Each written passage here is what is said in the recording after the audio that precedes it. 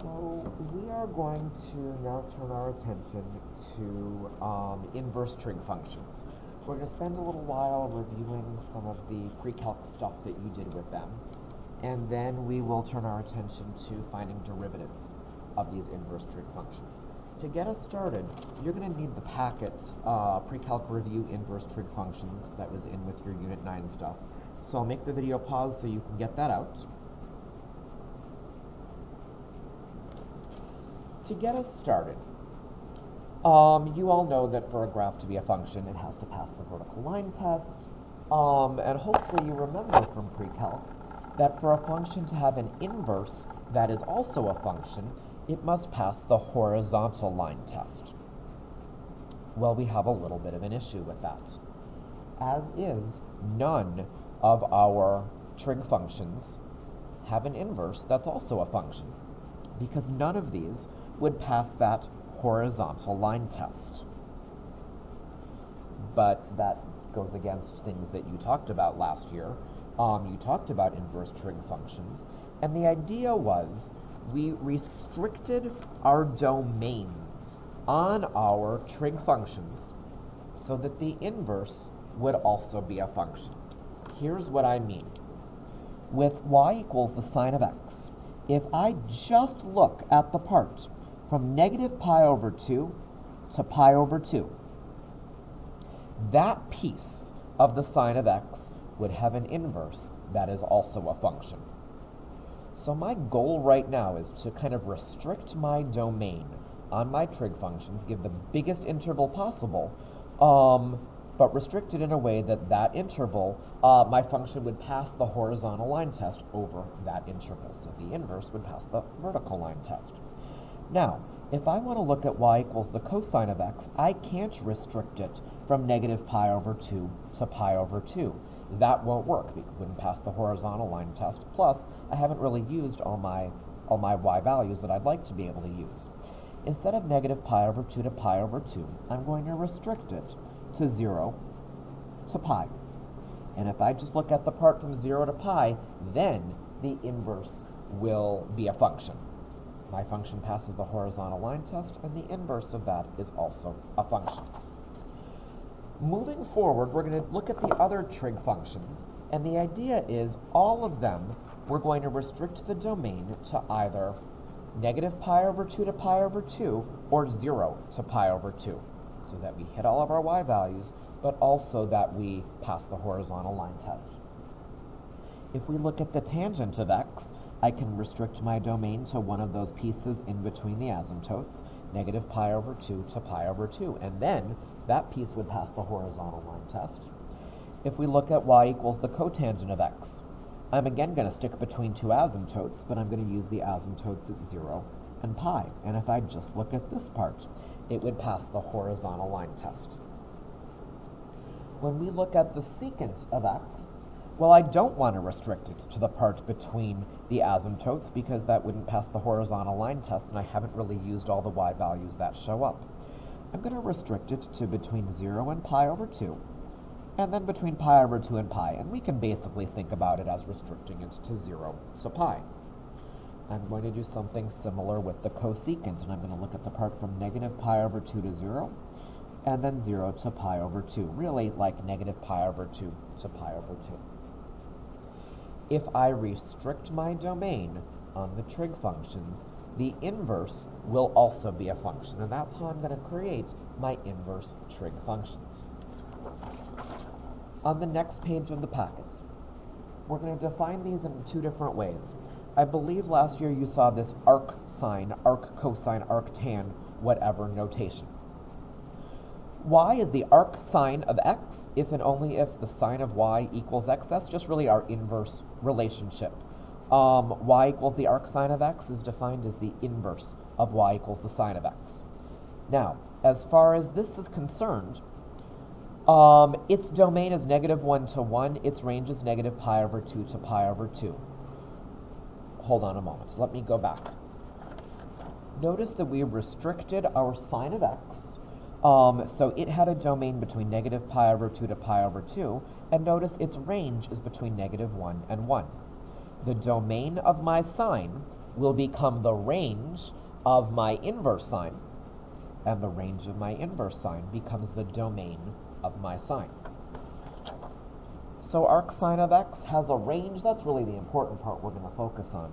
The arc sine of x has a range from negative pi over 2 to pi over 2. Arc cosine of x has a range between 0 and pi. Arc tan x, remember how we restricted our domain on the tangent, so we would have an inverse there, negative pi over 2 to pi over 2, same deal over here. We're just saying we're not including negative pi over 2 and pi over 2 because that's where we have our asymptotes. Our cotangent, our range is between 0 and pi, all that stuff. The whole point of inverse trig is it does the opposite of a trig function. With a normal trig function, you input an angle, you output a ratio.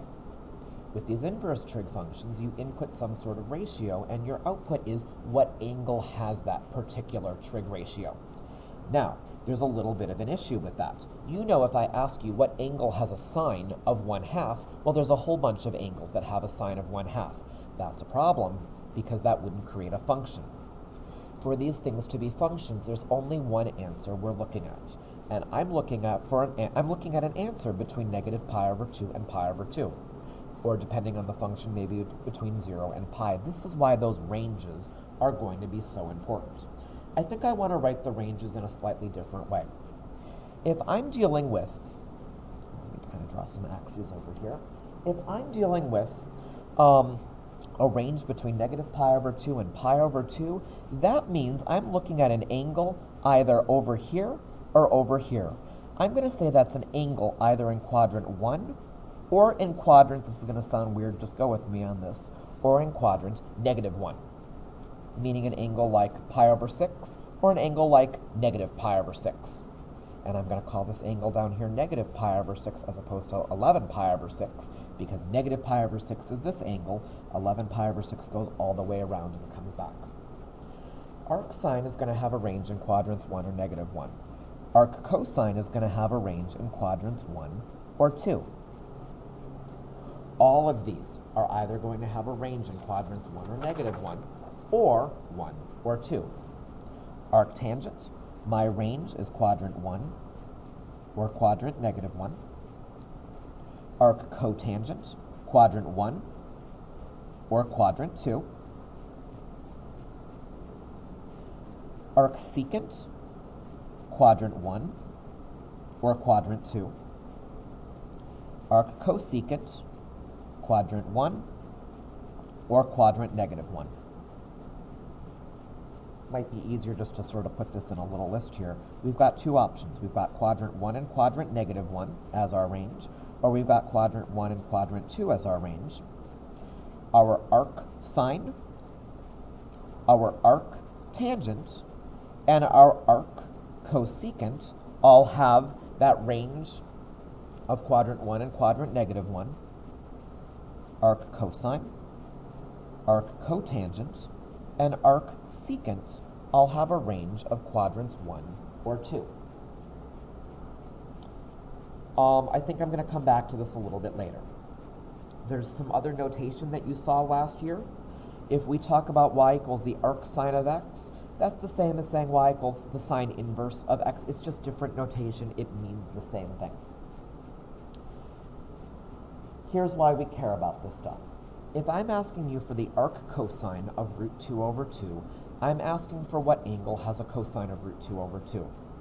Remember, though, there are infinitely many angles that have a cosine of root 2 over 2, which is why I need to go back and look at the range on the arc cosine. I restricted my range of arc cosine to quadrant 1 or quadrant 2, which means I want an angle, by the way, always in radians, in quadrant 1 or 2, where the cosine is root 2 over 2. What angle in quadrant 1 or 2 has a cosine of root 2 over 2? I think that angle is going to be pi over 4. The arc cosine of root 2 over 2 is pi over 4.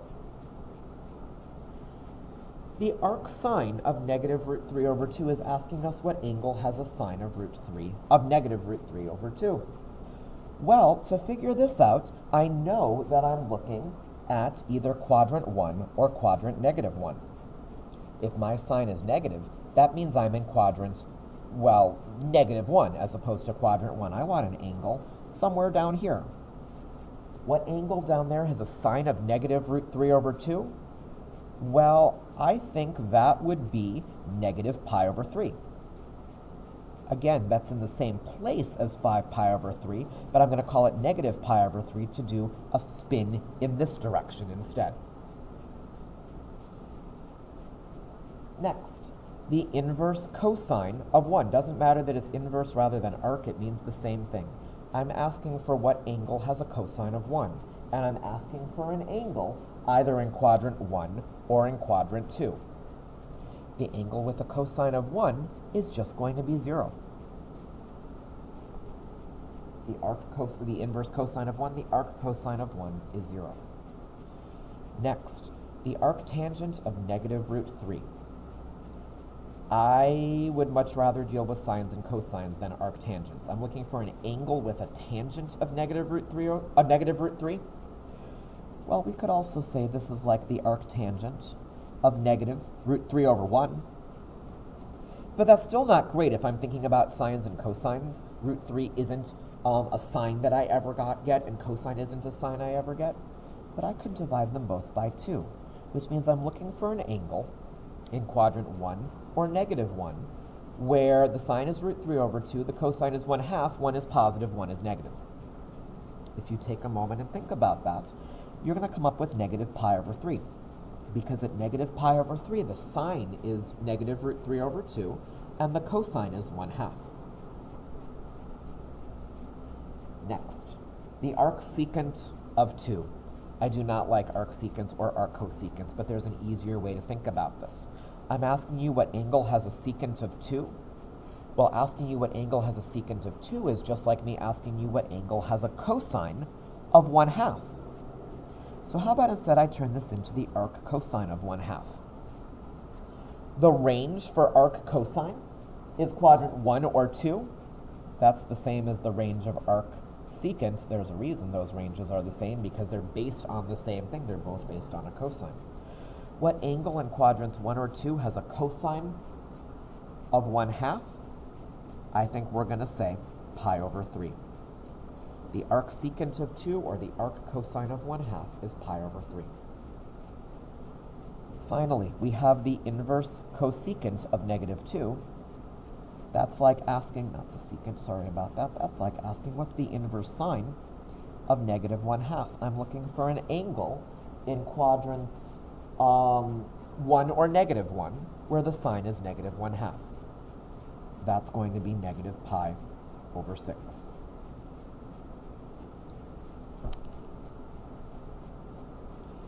Going back to our ranges. Arc sine, arc tangent, arc secant are all quadrants 1 and negative 1. Well, arc sine and arc cosecant is just 1 over the sines. Cosecant is based on sine, which is why it makes sense that it has the same range. Arctan, by the way, is sine over cosine. We can kind of say that the thing in the numerator is more powerful than the thing in the denominator. Just go with me on this. The sine is the important one. Anything based on sine, 1 over sine or sine over cosine, will have that range of quadrants 1 or negative 1. Anything based on cosine, cosine over sine, 1 over cosine, will have a range of quadrants 1 or 2. You're going to try a few inverse trig functions. Let's see what you can do with the problems on page 5. I'll make the video stop. You see what you can do with these.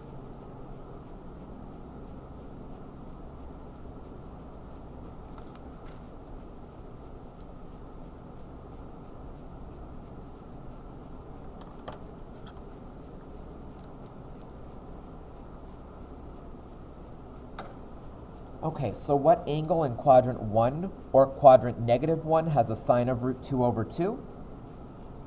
Pi over 4. What angle in quadrant 1 or quadrant 2 has a cosine of negative 1/2? I think we're going to say 2 pi over 3.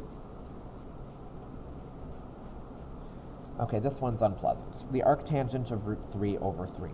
Well, first of all, root 3 over 3 kind of came from rationalizing the denominator with 1 over root 3. Convince yourself for a moment, if you multiply by root 3 over root 3, wouldn't you get root 3 over 3?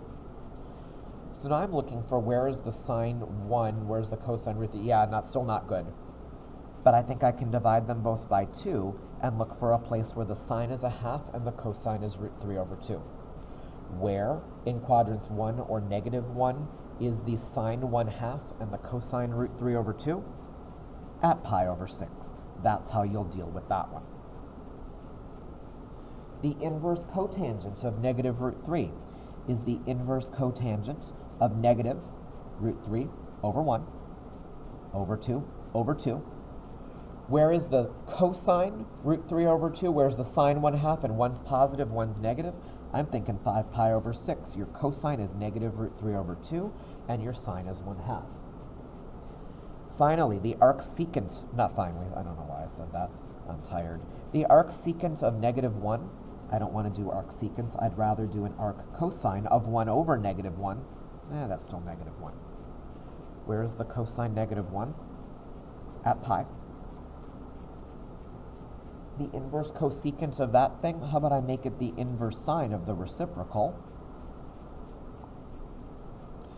And that doesn't look great, but if I rationalize my denominator, I can make this the inverse sine of 3 root 3 over 2 times 3 over 6. That's the inverse sine of root 3 over 2. What angle has a sine of root 3 over 2? I think that's going to be pi over 3. There's one other piece of some pre-calc review that we need to do for a couple things moving forward. We need to look at some composition problems. What happens if we put trig inside of inverse trig, and then what happens if we put inverse trig inside of trig? I want to find the arc sine of the sine of pi over 6. Well, I'm just going to sort of start on the inside and work my way out. What is the sine of pi over 6? I think the sine of pi over 6 is 1/2. Now my problem becomes, what angle has a sine of 1/2? What angle in quadrants 1 or -1 has a sine of 1/2? Well, I think just pi over 6. And you know what? This one's really nice, because shouldn't arc sine and sine just sort of cancel each other out? Well, the problem is that won't always work if I'm not starting with an angle that's in the range of this function over here. Let me show you what I mean by that. Let's look at the arc sine of the sine of pi. What is the sine of pi? Sine of pi is 0. So this becomes the arc sine of 0. What angle in quadrants 1 or -1 has a sine of 0? Pi is not in that range. What angle has a sine of 0? It's going to be, well, actually just 0. The sine of 0 is 0. See what you can do with that last one, the inverse tangent of the tangent of 5 pi over 6.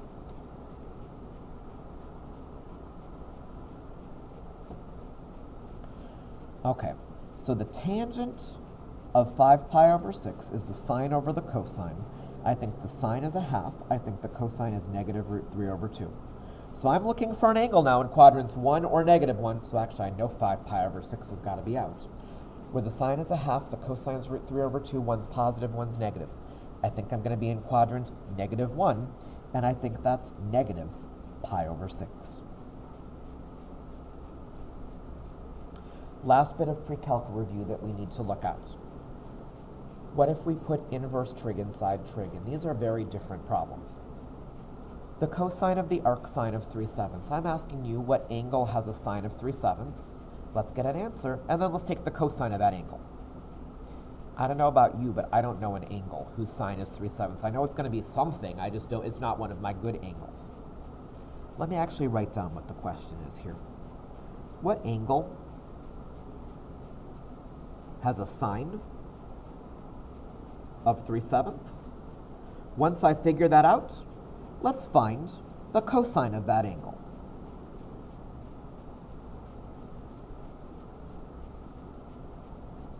What angle has a sine of 3/7?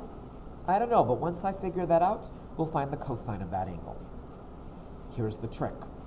What angle has a sine of 3/7? I'll tell you what angle does. I'm just going to call that angle theta. And I'm going to draw out a triangle to represent this angle.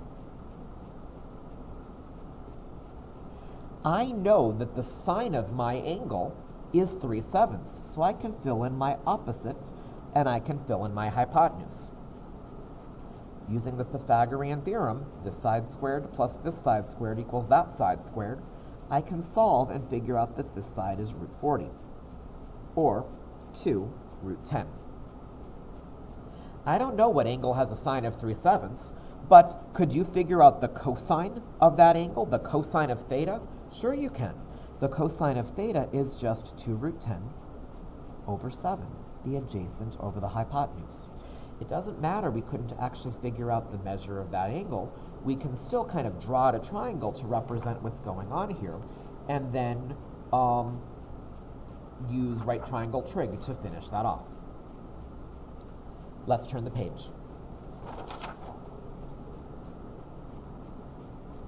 The cotangent of the inverse secant of root 5 over 2.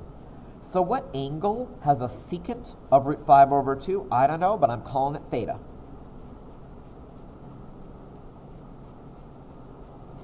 If my secant is root 5 over 2, that means my hypotenuse is root 5, and my adjacent is 2. You finish this off. Find the missing side, and when you're done, I want the cotangent of that angle.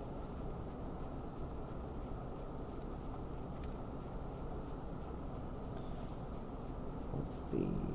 Something squared plus 2 squared equals root 5 squared. X squared plus 4 equals 5. Oh, this is nice. X squared equals 1. X equals 1. Technically 1 or negative 1, but we're going to stick with quadrant 1 so we don't have to deal with any of that mess. What is the cotangent of the angle? Well, the cotangent is the adjacent over the opposite. So I think adjacent over the opposite, 2 over 1. We're going to get 2. 2 more of these. The cotangent of the inverse sine of x. What angle has a sine of x? No clue. I'm going to call it theta. I can draw out a triangle to represent this. The sine of my angle is x, or really the sine of my angle is x over 1. I'm going to say that my opposite is x and my hypotenuse is 1. By the Pythagorean theorem, my missing side will be the square root of 1 minus x squared. Now, the problem becomes, let's find the cotangent of that angle. Well, the cotangent of that angle will be the adjacent over the opposite. Adjacent is root 1 minus x squared. Opposite is x. And we're done. See if you can do the last one on this page. The secant of the arctangent of x.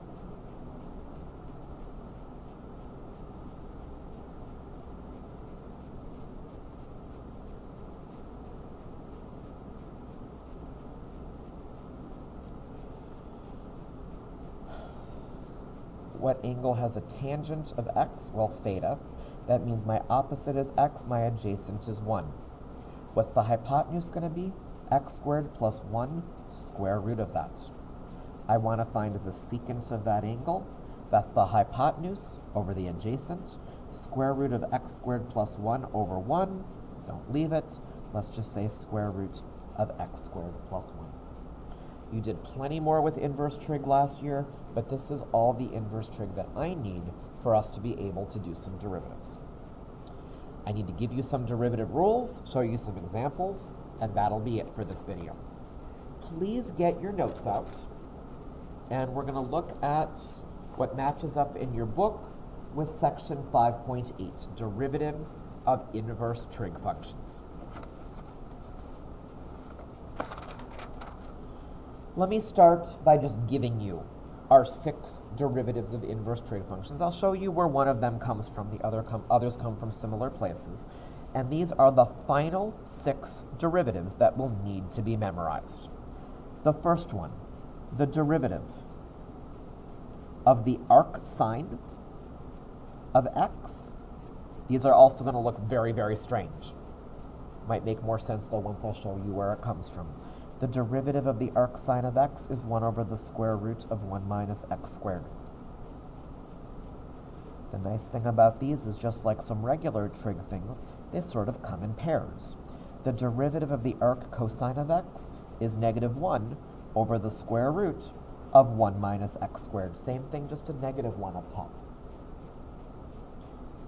Next, the derivative of the arc tangent of x is going to equal 1 over 1 plus x squared.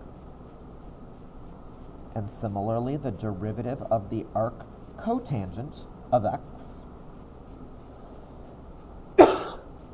is going to equal negative 1 over 1 plus x squared. Finally, and then I'll make the video pause so you can copy this down, the derivative of the arc secant of x, 1 over the absolute value of x times the square root of x squared minus 1. There's kind of a lot going on there.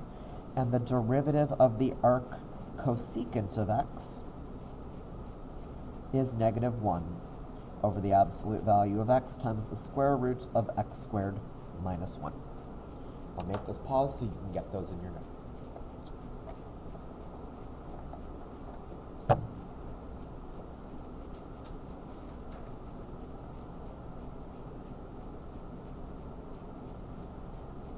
Okay, you should probably be looking at these and thinking, like, where on earth would things like this come from? I would have guessed the derivative of arc sine would probably have like an arc cosine in it or something, nothing with trig, just a rational-ish function like that.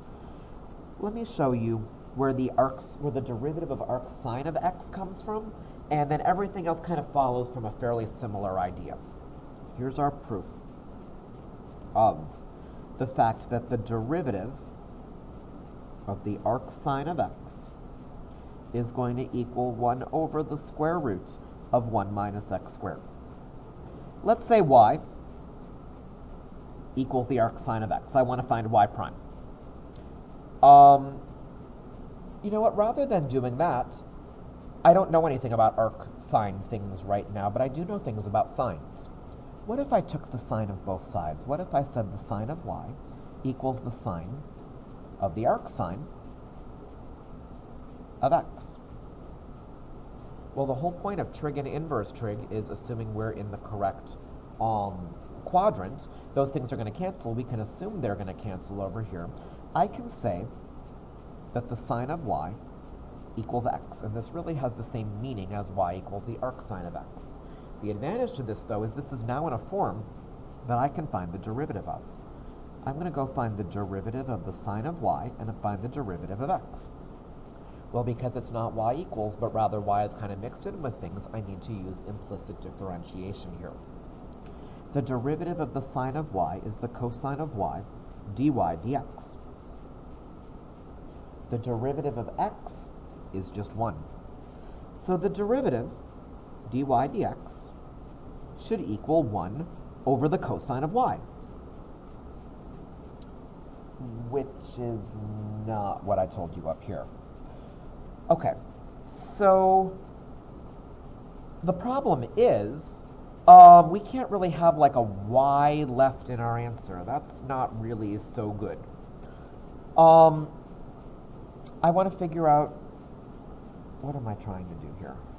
Sorry, I forgot about this for a moment. Okay, sure. What is y? Y is the arc sine of x. So my derivative of the arc sine of x should equal 1 over the cosine of the arc sine of x. The derivative of the arc sine of x is 1 over the cosine of the arc sine of x, which is still not what I gave you up there. This is why we did that last piece of the pre-calc review. I can simplify this thing a little bit. What is the cosine of the arc sine of x? Well, let's see. What angle has a sine of x? I'm going to call that angle theta. I'm going to say that my opposite is x and my hypotenuse is 1. My adjacent, then, will be the square root of 1 minus x squared. What is the cosine of that angle? Your adjacent over your hypotenuse, or really just the square root of 1 minus x squared. Oops, sorry. All the other inverse trig derivatives will follow from similar proofs. We're not going to worry so much about this. What we need to focus on is how to use these formulas. The biggest thing we need to realize is these are just, other formulas that we can apply things like product rule, quotient rule, chain rule, and all that stuff to. I have 6 derivatives we're going to quickly take a look at. We'll do a tangent line, and we'll be done. First one. I want to find the derivative of the arc sine of 5x. Well, because there's something inside my arc sine, I need to use the chain rule on this. I need to do the derivative of the arc sine part, leave the 5x inside there, and then by the chain rule, multiply by the derivative of 5x. This should give me, derivative of arc sine is 1 over the square root of 1 minus the thing inside squared, so I'm going to say 1 minus 5x in parentheses squared. But by chain rule, I'm going to multiply this by 5. I should simplify that answer a little bit, and I'm going to say 5 over the square root of 1 minus 25x squared. And that's my derivative of the arc sine of 5x. Next one. The derivative of the arc cosine of the square root of 6. Hopefully you'd look at this and think chain rule once again. The derivative of the arc cosine is negative 1 over the square root of 1 minus the thing inside squared. So 1 minus root x squared. By chain rule, we need to multiply by the derivative of the square root of x. That should be 1/2 x to the negative 1/2. Okay, well this is negative 1 over the square root of 1 minus x. This is 1 over 2 root x. I guess it's okay, but I think we should probably be able to do a little bit better than this. I think we should probably be able to multiply these together and say negative 1 over 2. Let's see, to multiply roots together, we just have to multiply the stuff that's underneath them together. So I'm going to say x minus x squared, and that's all underneath my root. Negative 1 over 2 root x minus x squared. I guess I'd take this, but I would prefer an answer like that. You're doing the next one on your own. You're going to do the derivative of the inverse tangent of 6x cubed. See what you can do.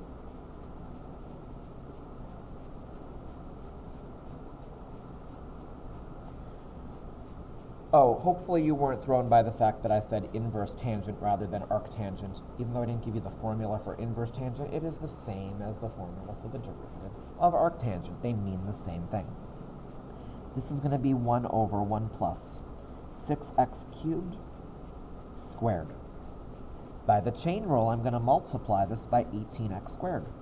Your derivative should be 18x squared over 1 plus 36x to the 6th.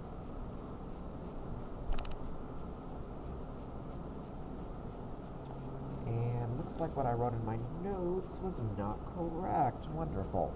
But I think that should be the answer. Next one. The derivative of the inverse secant of e to the 2x. Maybe we'll do this together. This one is chain rule, but actually looks like 3-part chain rule to me. I'm going to take care of my inverse secant. Then I'm going to take care of my e raised to the. Then I'm going to take care of my 2 times x. Taking care of the inverse secant, we're going to get 1 over absolute value of e to the 2x. Okay, fine. Times the square root of e to the 2x squared minus 1. And I'm done with my inverse secant. Now the derivative of e raised to the. Well, the derivative of e raised to the is e raised to the. Now the derivative of 2x times 2. I'm going to clean this up a little bit. Up top, I'm going to get 2e to the 2x. On the bottom, I don't actually need absolute value bars around e to the 2x because that thing inside there is always positive.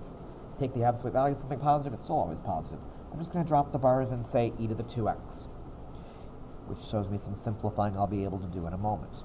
Inside my square root, e to the 2x squared, well, I'm going to, when you do something raised to power, you multiply the exponents. 2x times 2 is 4x, so I'm going to say e to the 4x minus 1. Let's finish this off by just simplifying the e to the 2x's. I can make this 2 over the square root of e to the 4x minus 1. And that is my derivative here.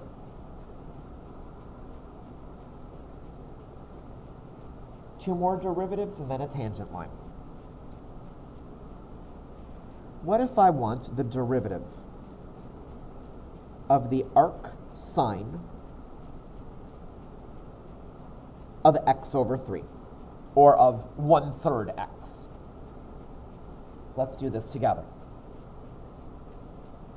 This is going to be 1 over the square root of 1 minus the thing inside squared. By the chain rule, I need to multiply by the derivative of x over 3. I need to multiply by 1/3. Okay, so this is 1 over 3 root 1 minus x squared over 9. I can't leave fractions inside fractions, especially not like fractions inside a square root inside a fraction. Let me get a common denominator over here. I can turn this into 1 over 3 times the square root of 9 minus x squared over 9. And actually, that's just 1 over 3. Let's see, square root of 9 minus x squared over square root of 9, that's over 3. I can make those 3's cancel and just get 1 over the square root of 9 minus x squared. And we're going to see some integration things that involve some of these ideas tomorrow. One more of these. Let's look at the derivative of the arc cotangent of the sine of x. Yeah, it kind of looks strange with trig inside of inverse trig, but this is really just a chain rule problem. You'll take care of your arc cotangent, leave your sine inside there, and then by chain rule multiply by the derivative of sine. See if you can do this one.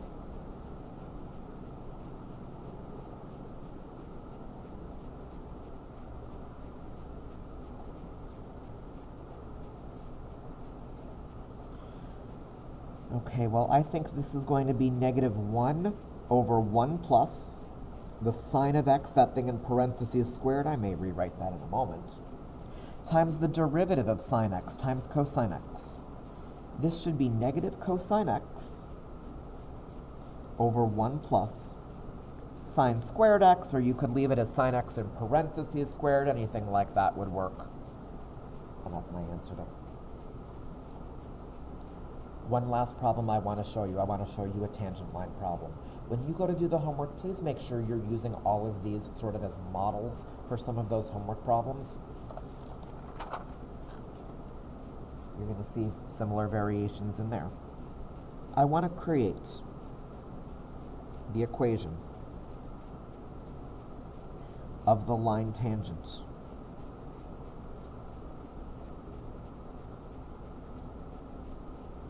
to y equals the arc cosine of 2x at x equals 1/4. I want to do my tangent line at x equals 1/4. Well, I know I'm going to need the derivative at some point to get my slope. Find your derivative, and then we'll start our y minus y1 and all that. Go get your derivative.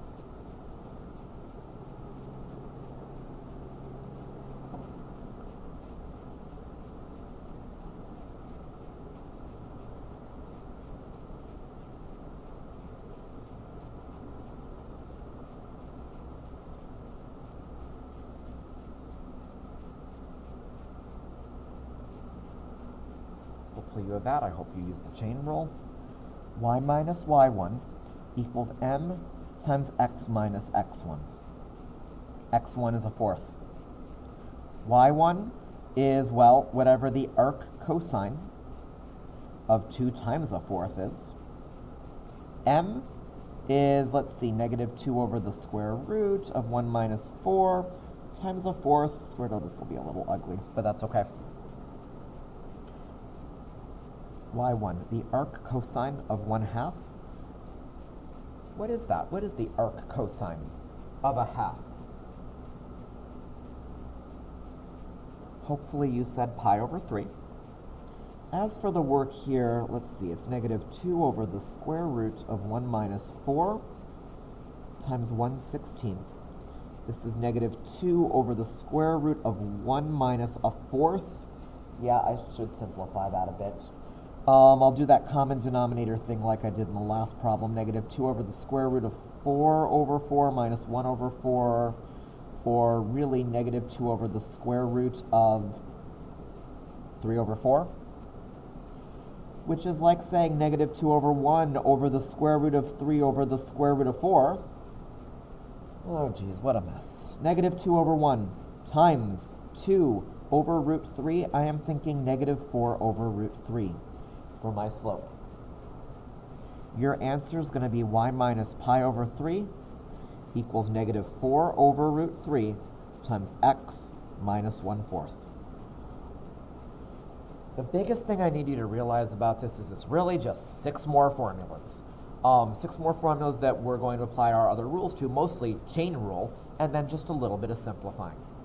Tomorrow we'll go in reverse and look at some integration that makes use of inverse trig.